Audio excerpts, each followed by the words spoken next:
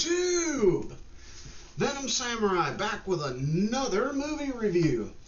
So, here at the Circus of Random, we are big fans of Guillermo del Toro. So, when I heard that there was a new Guillermo del Toro movie coming out in theaters only, I might add, I said to myself, you know, I need to go see that. I need to see this new Guillermo del Toro movie and give it the Venom Samurai treatment. You know, sit there and critique it as I first see it. So I actually just got back from seeing this movie, which is Nightmare Alley. Now, to give you a brief kind of synopsis of the movie, the movie revolves around a carnie by the name of Stanton Carlyle.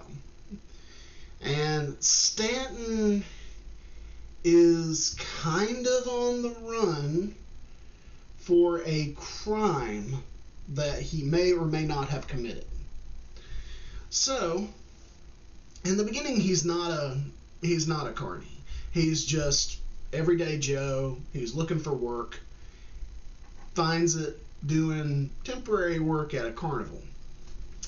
So while there, he befriends Xena the Seer and her husband, I assume, Pete. Pete is a mentalist. He's a magician. So, while he's there, he gets involved in the act. He helps them, you know, learn little tricks here and there, you know, do little things like you learn how they pulled the old switcheroo by having people write their information down on a card and then switching out the cards so that they see her burn all of these fake cards, but underneath they're feeding her answers through a glass window in the stage. So, you know, there's things like that. He finds a girl there that he absolutely adores. She's Electra, the electric girl. They actually do show her doing her act, which is really cool. I have to admit, the effects on that are really, really good. So, he goes to Pete and he goes, hey, I want to learn the tricks of the trade. I want to be a mentalist. I want to learn how to be a mentalist. And Pete, begrudgingly, but at the same time willingly, gives his secrets to Stanton. So Stanton has learned all of these tricks and all of these things, and he is a showman. He wants to make everything bigger and bigger and bigger. He wants to make the show look real. He wants people to really be drawn into this show. But he is warned. He's told, don't do what they called a spook show. A spook show, in carny terminology, is where they evoke, it's being a medium, so to speak. They would evoke images of a passed on loved one. They would evoke these emotions from people and make them believe that they were really talking to the spirits. So they warn him. They say, don't do those, because it only ends badly. It will only ever end badly. So he does the typical mentalist stuff, but he's also learning all of these tricks that Pete told him not to learn. The whole spook thing, the whole spook show thing, he didn't want him to learn that, but secretly he goes in and he learns all those tricks. Well, you know, he really wants to go off on his own with this girl from the carnival. So what he does is he poisons Pete. Unfortunately, and Pete is such a sweet character. You really feel for him. He feels like a father figure to this guy, and he says it's a mistake. It was a mistake. Pardon me, I have to wipe my glasses off. It's bothering me. A little smudge on them. But he swears it was a mistake. He was meaning to give him the good alcohol, but he gave him wrong alcohol that poisoned him, and Pete unfortunately passes away. Well, upon Pete passing away, that's when Stan, as they call him, decides to head off with this girl from the carnival. Now, at the same time as he's learning all of this stuff, he's learning other parts of the carnival business. And another character played by Willem Dafoe, and probably one of the best parts I've seen him play recently, he plays this guy who is kind of a huckster. You know, he buys all these he's a freak show runner. He buys all these medical freaks that have been preserved in formaldehyde, with his prize being Enoch, a three-eyed baby. So that is going on as well. Now, they have another freak in the show that's called the Geek. Now, the Geek basically is this poor sodden bastard who, he's not a real freak. What he does is he's basically convinced to, for a little bit of booze, go out and bite into a chicken's neck and drink the blood for the crowds, because that was a thing back then. Now, don't the animal rights people, they used fake chickens. Don't get up in arms about that, okay? And they do show it in detail, and it's very unsettling to watch. But then he describes the process that they make a geek. They basically get a guy hooked on laced alcohol, and through a course of withdrawal and enablement, they get him to become the geek. Now keep that in mind, because that's very important. So Stanton, after poor Pete has passed away, takes all of his secrets, and he and the girl go off for 2 years, and they have a wonderful life. They're rich. They're living in nice hotels. They've got money to burn. They've got adoring fans. Well, one show, a woman played by Cate Blanchett comes to the show, and basically he tears her down. She says, "Oh, you're a fake, you're a phony, you're not really seeing these items. I want you to tell me what's in my purse." And they've not rehearsed anything. She's not able to, his assistant is not able to help him, but he reads her, and he reads her very well. But he also dresses her down, and basically just, he gives her the business. Now, at the same time, a man who's sitting at the table with her, he pulls the spook show stuff on him, and he believes it. He thoroughly believes that he can talk to the dead. So Stanton gets asked back by this guy who happens to be a judge and who also happens to be a client of the lady that he was sitting at the table with. Now, when I say client, I don't mean like a prostitute. She's a psychiatrist. She's a psychoanalyst. So she also records all of her sessions secretly. Well, not secretly. And Stanton, she feeds Stanton information about her clients so that he can go do these readings for his clients and can seem real. Well, the judge buys it hook, line, and sinker. And he refers Stanton to a friend of his named Ezra. Ezra is a dangerous man. Now, when they say that in a 1940s setting, they basically mean this guy is a crime boss.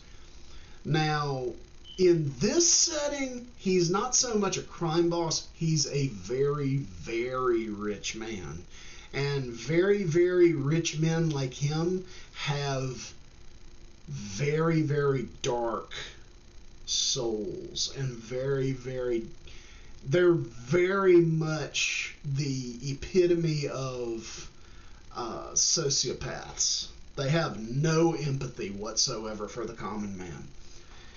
But he also has a very heavy heart because he has been hurting women looking for the love of his life, who he also hurt. And this guy's bad news. Even the psychoanalyst is like, no, he is unstable. He is not somebody to be trusted.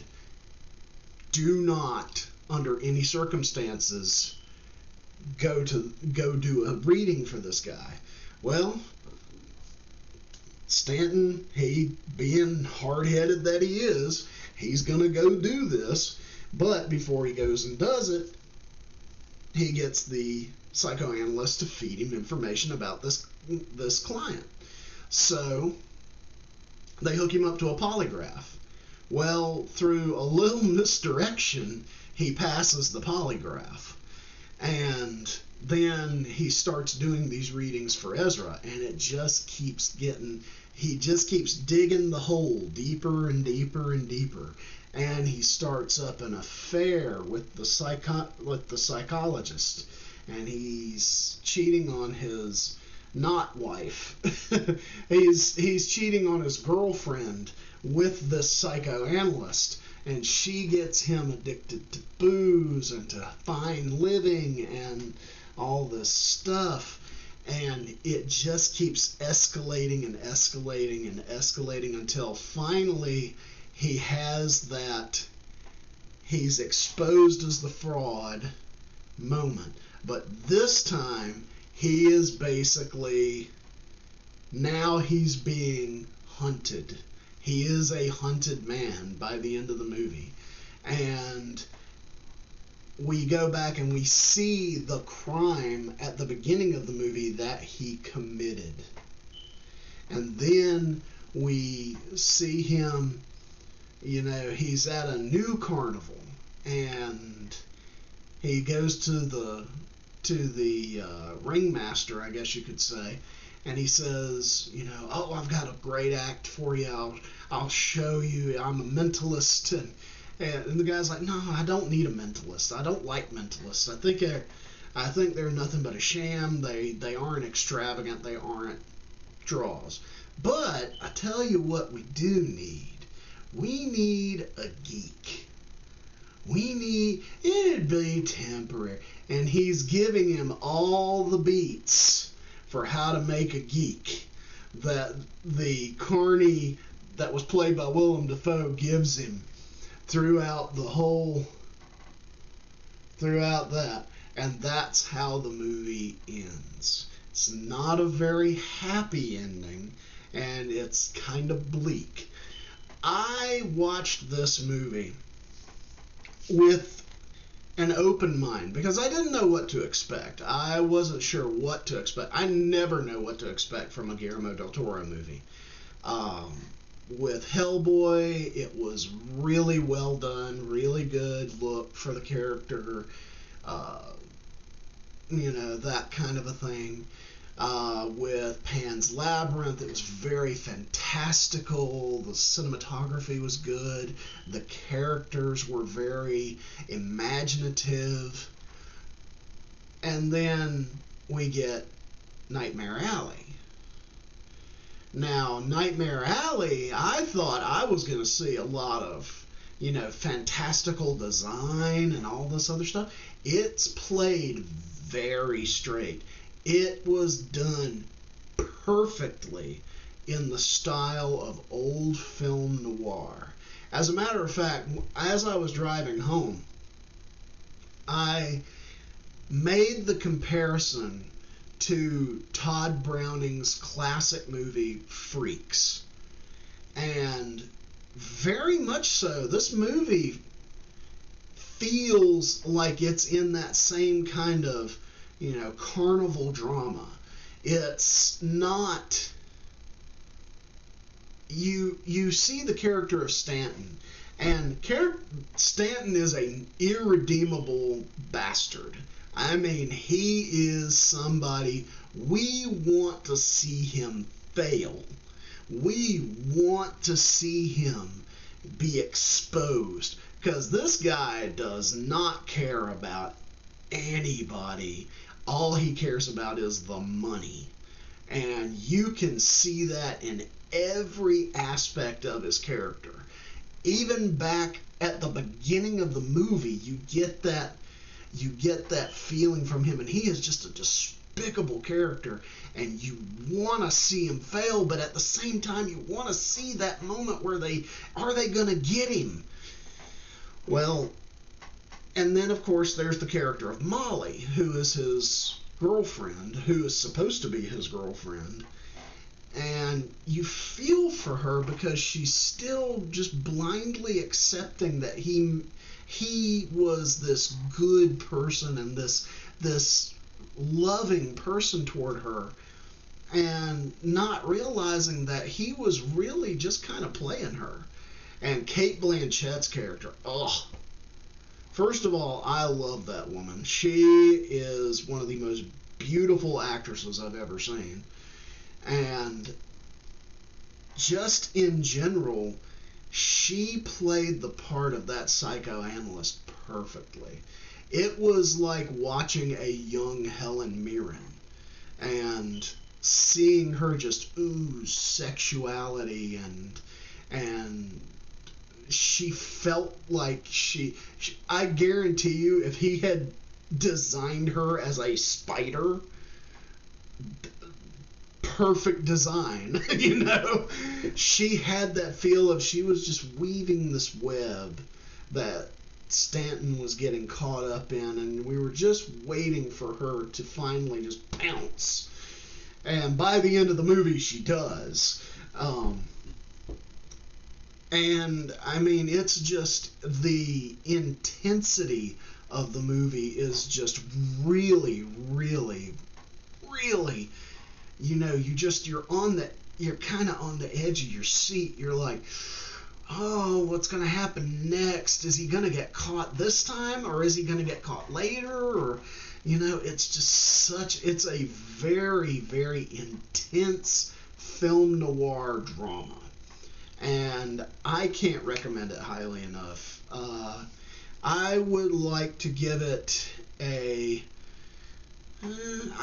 don't want to give it a 5 out of 5 because there are things wrong with it. First of all, I feel like they could have done the ending a little better. I don't get me wrong, I think they should have kept the same ending, but I think that I would have changed the location and had a little bit more of the character getting his comeuppance kind of thing, like now and in Todd Browning freaks fashion, he is now paraded in front of the very people that he played. That would have been a much better ending to me, but the ending they gave us was still good. I just feel like the location should have been different, and maybe it done a little bit more poetically, I guess you could say. Give it a little bit more poetic justice, But the only other thing I really had any true issue with is that it's a very dark movie. Most Guillermo del Toro movies are very dark and use very, very cool colors, and the bright colors don't really exist in his world. I feel like if this had been done, it felt very stark, very bleak. And that heaviness doesn't really let up throughout the whole movie. Now, being that he was doing it as a film noir, that's perfectly fine. But I still feel like if we could have gotten at least one or two moments of levity in there and made it feel a little bit more like, these were real people, not just, characters in a movie. I was very much aware I was watching a movie. I can't say that enough. I was very much aware I was watching a movie while watching this movie. But that's not a bad thing. I do want to say that. It's a very minor gripe. But everything else about the movie was absolutely fantastic. The feel of it felt very 1940s, very early, very Depression era. It felt like you could see the stark difference between living in the carnival and living in New York. It very much, the actors did fantastically. This was a very star-studded movie. I was very surprised. There's Bradley Cooper, Mary Steenburgen, Kate Blanchett, Ron Perlman, Willem Dafoe, what was his name? The guy who played Buster Scruggs. I can't remember. Tim Blake Nelson. That's his name. Tim Blake Nelson has a short cameo in there.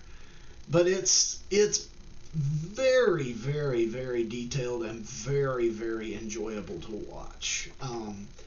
I don't know whether this would be an own.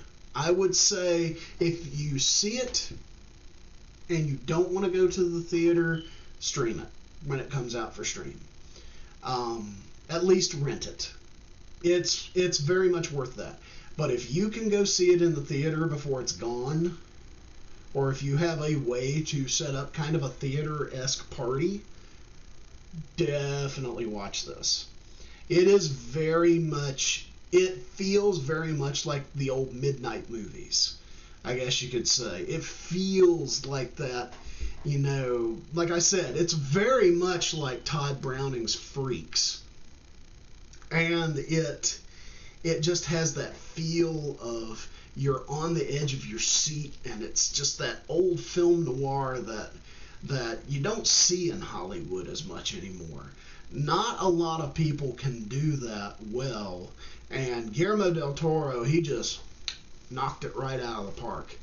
So, on that note, I am going to give this movie a 4 out of 5 and give it my official recommendation of see it, stream it. See it in a theater, stream it on television. I wouldn't own it. I'll say that. Now, you may ask why. You've just heaped all this praise on it and all that. The problem is that upon the magic of that movie, and as much as I love Guillermo del Toro movies, and this is a problem that pops up in a lot of that particular style in his style movies, in that pop style movies, is that upon repeated watchings, the movie doesn't still feel fresh. Once you know what's going to happen in this movie, you can't really go back and see it again without kind of critiquing it a little bit more. You know, this was a first time watching critique. I will say that. But you guys have seen me watch movies and then critique them right afterward, after I've watched them for the first time. And you understand that when I watch a movie, even from just a first-time watcher's point of view, I give it a thorough critique. I go into it with no expectations, no foo-fa-ra. I watch the movie and I judge it based on the merits of that movie, or the merits of the movie and the material that it's based off of. Now, Nightmare Alley is based off of a book, and I would recommend either read the book or see the movie. The main reason being, I don't want to read the book and see all the stuff that they left out of the movie. Contrarily, I don't want to see the movie and then read the book to find all the stuff that they left out of the movie. So either read the book or see the movie. Don't do both, because you'll be doing a disservice to this movie and not letting it sit on its own accord. But with all that being said, this review, I also would like to give a minor plug for AMC Theaters. I just, this past day actually, signed up for their AMC A-List program. It is $20 a month. They allow you to see up to 3 movies a week. They give you three movies a week that you can see. For $20 a month, you get a large popcorn refill, and you get free size upgrades on any concessions that you buy. And they do Discount Tuesdays and all kinds of stuff like that. It's just a wonderful program. I highly recommend it, especially now with us all finally starting to come back to the theaters and starting to get our money's worth, I guess you could say. A lot of theaters are having to resort to these rewards programs to push their sales, because honestly, it's really hurting them enough to where they have to jack up their ticket prices in order for, with our economy the way that it is, they have to jack up their ticket prices just to stay in business. I mean, they aren't making all the money off of these movies. The Hollywood studios are making the money off of these movies. They need to get their overhead. So I highly recommend that program. If enough people get on it, maybe AMC will expand it to, maybe they'll let you do 4 or 5 movies a week, or maybe they'll start giving away free concessions. Who knows? When a program becomes popular enough, they start adjusting it and either make it better or worse depending on how they feel like the program is going. But with all that in mind, this is the Venom Samurai signing off.